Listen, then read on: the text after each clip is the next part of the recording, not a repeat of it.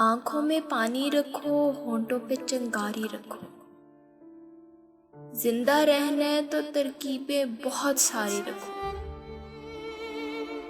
راہ کے پتھر سے بڑھ کر نہیں ہے منزلیں، راستے آواز دیتے ہیں کہ سفر جاری رکھو۔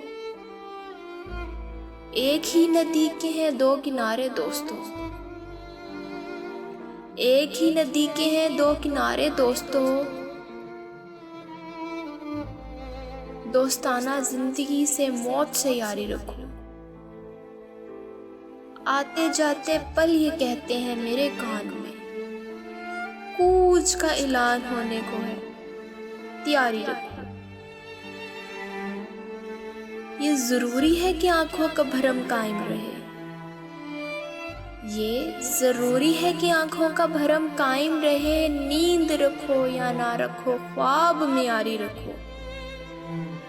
یہ ہوائیں اڑ نہ جائیں، یہ ہوائیں اڑ نہ جائیں لے کے کاغذ کا بدن۔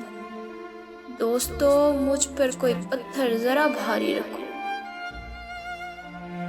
لے تو آئے شاعری بازار میں راحت میاں، لے تو آئے شاعری بازار میں راحت میاں، کیا ضروری ہے کہ لہجے کو بھی بازاری رکھو؟